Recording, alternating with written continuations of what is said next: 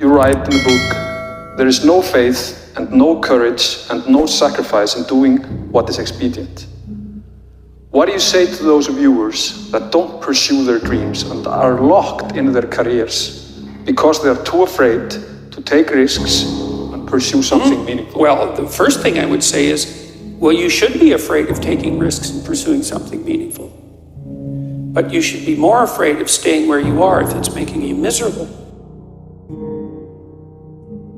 You're paying a price by sitting there being miserable. You might say, well, the devil I know is better than the one I don't. It's like, don't be so sure of that. The clock is ticking. Yeah, and if you're miserable in your job now and you change nothing, in 5 years, you'll be much more miserable and you'll be a lot older. But isn't it a luxury to pursue what is meaningful? Our viewers have mortgages, they have children, they have payments and loans. It's a luxury to pursue because we lack the resources. Well, I don't remember now, I'm not talking about what makes you happy.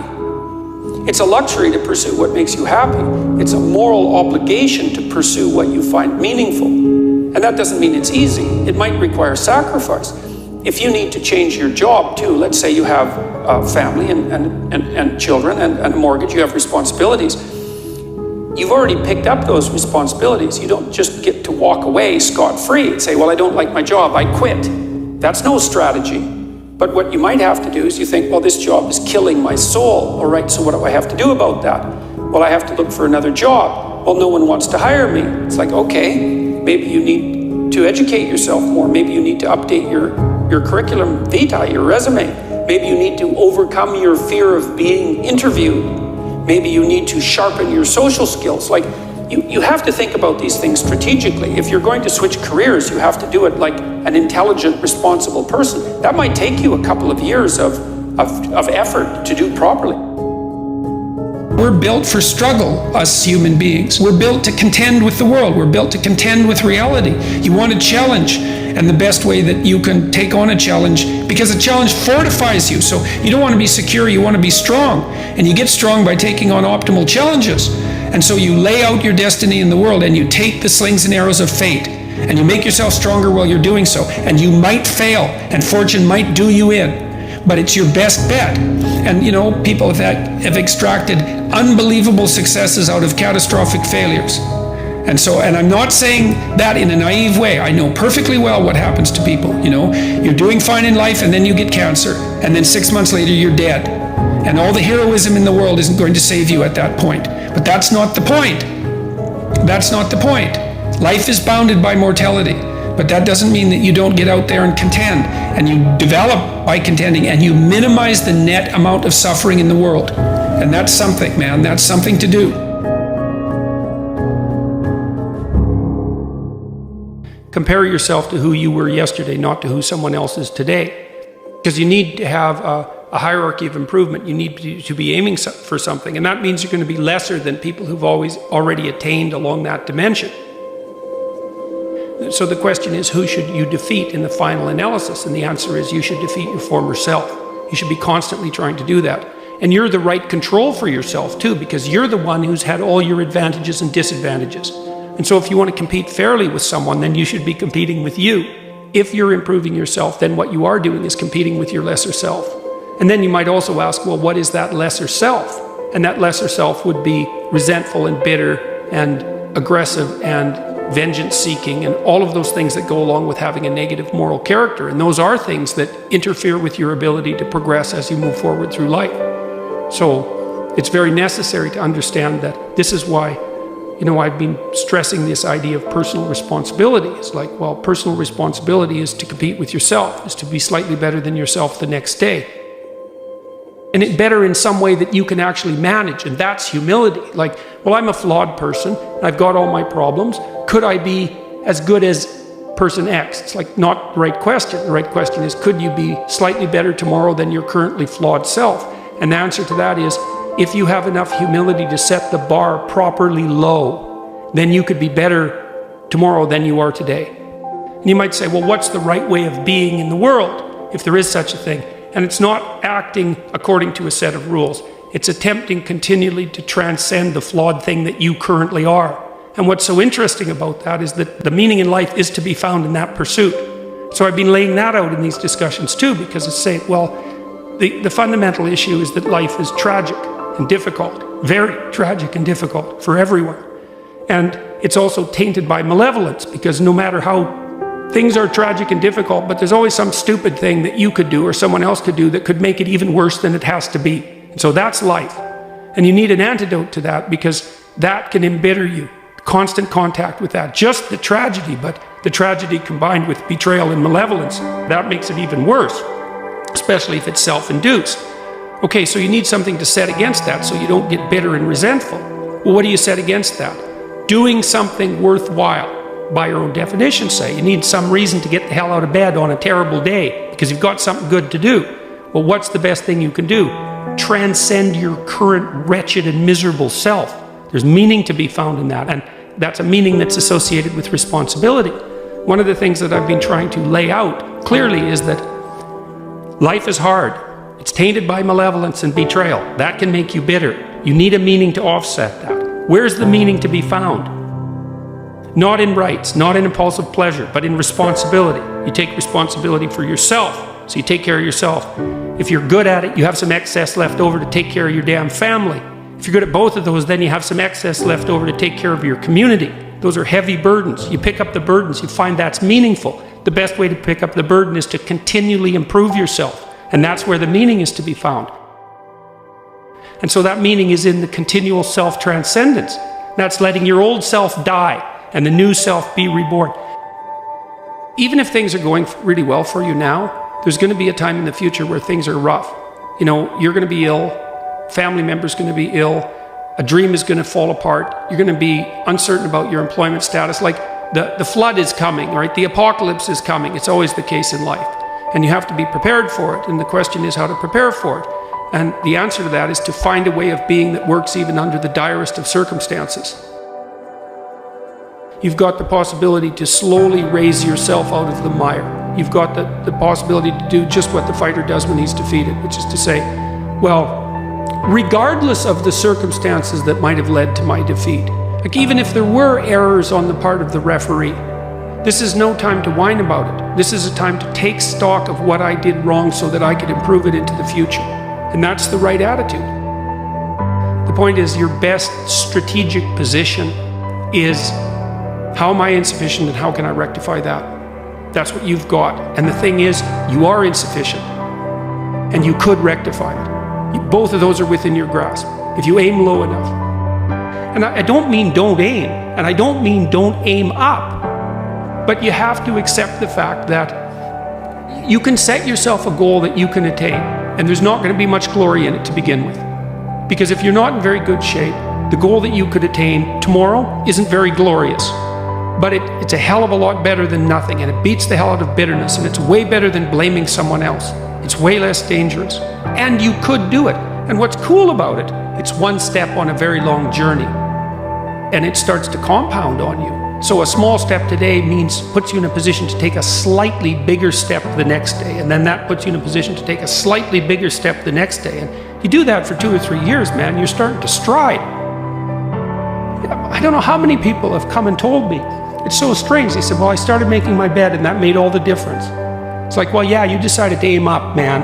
And the first concrete instantiation of that was that you made your bed. And you think, well, that's nothing heroic. It's like, no, but aiming up is heroic. That's something. And then lowering yourself to the point where you're not above the mess in your room. You know, you're not superordinate to that. You lower yourself so that you straighten up. You're grateful for what you have right in front of you, and you take care of it and you put it in order. It's like all of a sudden things start to get better. And one of the reasons that audiences are responding to what I've been saying in my lectures and what I've been writing about is that I don't tell people that they're okay the way they are. No, I say, no, you could be way more than you are. And they're relieved about that, you see, because if you're in a dark and terrible place and someone says you're okay the way you are, then you don't know what to do about that. It's right. Like, no, I'm not.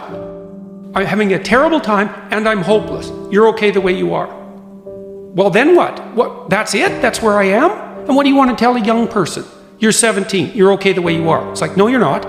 You got 60 years to be better. And you could be way better. You could be incomparably better across multiple dimensions. And in pursuing that better, that's where you'll find the meaning in your life. And that will give you the antidote to the suffering. This is the trick, though. You have to pick a path of discipline. What path of discipline you have to pick is a different issue. So there could be a rule. The rule might not be follow this rule. The rule might be you have to follow some rules. So it's a meta rule. And the meta rule is you have to discipline yourself. And the issue is, well, how? That's not really the relevant question. You can pick a disciplinary path. That's why I often tell my clients, especially young people, they say, well, I don't know what to do. It's like, that's okay. Nobody does. Go do something. Do the best thing that you can think of. Put the best plan you have into practice. It's not going to be perfect, and it will change along the way. But it will change partly because you become disciplined pursuing the path. And as you become disciplined, you become wiser. And as you become wiser, you become able to formulate better and better plans. So you can start vaguely and confused and develop a plan that's not so great, and you start to implement it. And then you accrue incremental wisdom as you implement your flawed plan. And that enables you to fix the plan. And so that's part of that process of incremental self-improvement as well. Imagine you only have $100,000 to go buy a house. And so you go look at this house, and it's like, Jesus, this house, man, it's like it needs a lot of work. It's like, well, that's all you've got. Well, are you going to pretend that the house is okay the way it is? Or are you going to look for where it's rotten and where the plumbing doesn't work and where the stove doesn't work? You have to go and look and see where everything needs to be fixed. And that is harsh, man. And then in order to do that properly, someone has to have taught you, look, you aren't your problems. You're most fundamentally that which, if it confronts its problems, can solve them. And that's the hero myth in a nutshell, by the way. The hero is the person who confronts horrible, chaotic potential and tames it and makes something of it, right? That's the fundamental human story. But the problem is that you have to face what you don't want to face in order to fix it. So you look at all the things about yourself that need to be burned off, that need to be dispensed with. And that, man, especially at the beginning, especially if you're screwed up, that may be like 95% of you. It's not pleasant. But if you know that you're the thing that can transcend your problems, most fundamentally, if you know you're the thing that, if it faces the problems, can transcend them, then you have the faith that would enable you to take stock of who you are. My daughter was very ill when she was a kid, but particularly when she was a teenager. She had a very terrible time of it. She had juvenile rheumatoid arthritis, and when she was between the ages of 14 and 16, it first destroyed her hip, which had to be replaced, and then it destroyed the ankle on her other leg, which had to be replaced. And she walked around for 2 years on broken legs, and she was taking massive doses of opiates and could hardly stay awake. And as a test of your faith, there's almost nothing that's more direct than a serious illness inflicted upon an innocent child, right? And so the chapter's a meditation on that, and also on, well, what to do in a situation like that, because everyone is going to have a situation like that in some sense, because you'll be faced with illness in the people that you love and in crisis. And so it's a practical guide to coping with those sorts of things. And one of the things you do when you're overwhelmed by crisis is you shorten your time frame. It's like you can't think about next month. Maybe you can't even bloody well think about next week, or maybe not even tomorrow. Because now is just so overwhelming that that's all there is. It's like, and that's what you do. You cut your time frame back until you can cope with it. And if it's not the next week that you see how to get through, then it's the next day. And if it's not the next day, then it's the next hour. And if it's not the next hour, then it's the next minute. And people are very, very, very, very tough. And it turns out that if you face things, that you can put up with a lot more than you think you can put up with, and you can do it without becoming corrupted. You have to be alert when you're suffering. You have to be alert to the beauty in life, the unexpected beauty in life. And you have to look for that little bit of sparkling crystal in the darkness when things are bad. You have to look and see where things are still beautiful and where there's still something that's sustaining. And you narrow your time frame, and you be grateful for what you have, and that can get you through some very dark times. And maybe even successfully if you're lucky. But even if unsuccessfully, then maybe it's only tragic and not absolute hell. And you can do that, in the worst situation. You can make it only tragic and not hell. And there's a big gap between tragedy and hell. There's nothing worse at a deathbed than to see the people there fighting. The death is bad enough. But you can take that, as terrible as it is, and make it into something that's absolutely unbearable. And maybe I think, and this is sort of what I closed the book with, is this idea is that if we didn't all attempt to make terrible things even worse than they are, then maybe we could tolerate the terrible things that we have to put up with in order to exist. And maybe we could make the world into a better place.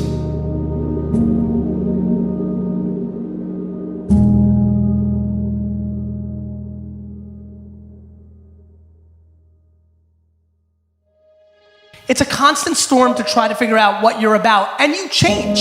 At 26, you're all about the hustle, you're gonna be a billionaire, this and that, and then you go to the bar one night and you fall in love, and it changes what you care about, right? And then you have a child, and then this happens, and then that happens.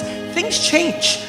You just have to always consistently try to figure out what's driving you, and not because other people are watching, and not because that's what your dad wants, and not because that's what you said was gonna happen, and it doesn't look like it, and your family's gonna judge you. You just have to be as real with yourself as possible, and that is a very difficult struggle, but when you're not, you create enormous vulnerability and unhappiness. Truthful conversations redeem people. Because if you come to a clinical psychologist whose worth is salt, you have a truthful conversation. The conversation is, well, here's what's wrong with my life, and here's what caused it. You know, maybe it takes a year to have that conversation, and here's how it might be fixed. Here's what a beneficial future might look like. And so it's a completely honest conversation if it's working well. And all that's happening in the conversation is that the two people involved are trying to make things better. That's the goal. Let's see if we can have a conversation that will make things better.